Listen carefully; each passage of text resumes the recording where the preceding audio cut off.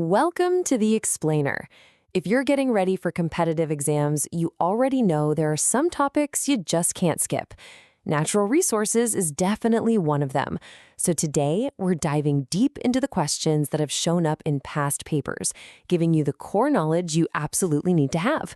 Let's get right into it. So, first up, the big question. Why is this topic so important for exams?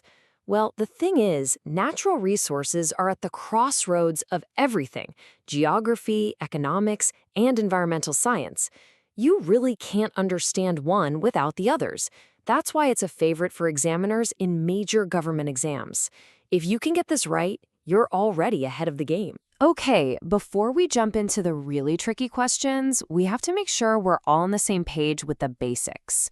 What do we actually mean when we say natural resource? It sounds simple, I know, but getting this definition down cold is the first step to mastering the whole subject. At its most basic, a natural resource is anything we pull from the environment to help us live our lives. Yeah, that means the obvious stuff, like water, land, and minerals. But it also includes things like sunlight and even the air we're breathing.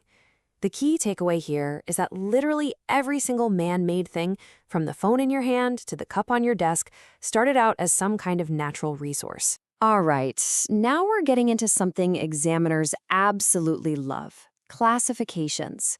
They love to test if you can tell different types of resources apart.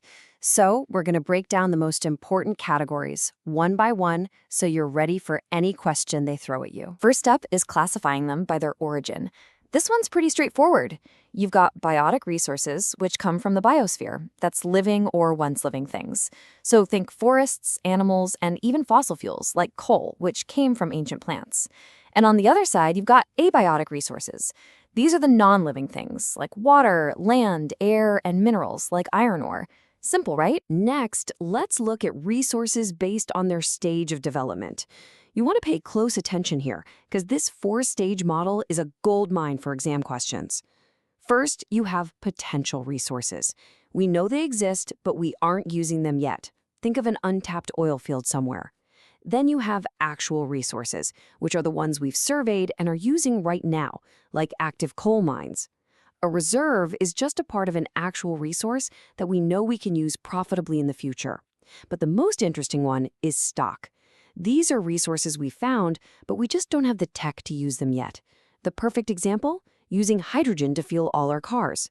We know the hydrogen is there, we just can't do it on a mass scale yet. Now this classification is probably the most critical of all, because it has huge impacts on our environment and our economy.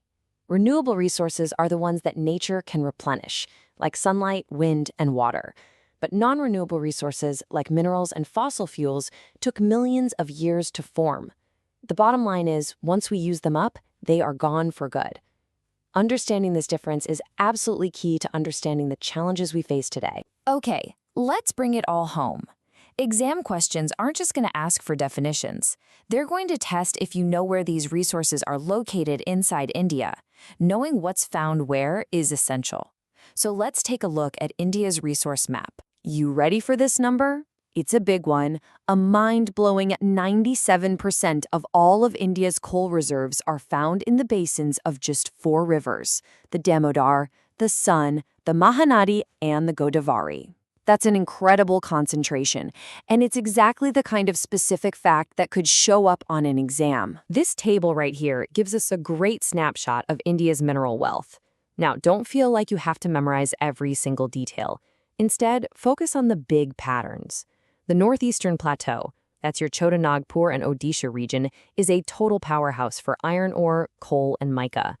Then you have the Northwestern Belt, over in Rajasthan and Gujarat, which is really important for copper and zinc. And the Southwestern Belt is loaded with high-quality iron ore and bauxite.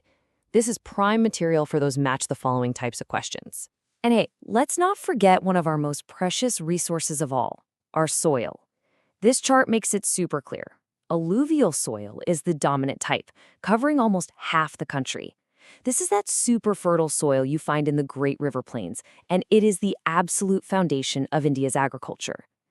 Knowing the pecking order of these soil types is another classic geography question. So, we've talked about what we have and where it is, but modern exams are focusing more and more on a much tougher question. What happens when these resources start to run out? And that brings us to the huge challenge of resource depletion and sustainability. So, what's causing all this? It's really a chain reaction. A growing population needs more of everything, which leads to things like deforestation to make room for farms and cities. At the same time, we have intensive mining, we have overconsumption, we have farming methods that wear out the soil, and of course, pollution. All of it puts a tremendous amount of stress on our planet's limited resources. The answer to this massive problem comes down to one really powerful idea: sustainable development. This definition is the gold standard.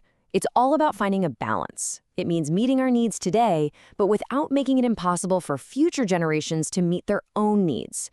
This principle is at the very heart of modern environmental policy, and it's a huge topic for exams. So if depletion is the problem and sustainability is the goal, how do we actually get there? What's the path forward? This final section is all about the practical steps we need to take towards conservation and managing our resources a whole lot better. You know, this isn't some new idea. More than 100 years ago, U.S. President Theodore Roosevelt said this: "It's such a powerful reminder that taking care of our natural world isn't just another issue to deal with. It's the foundational issue.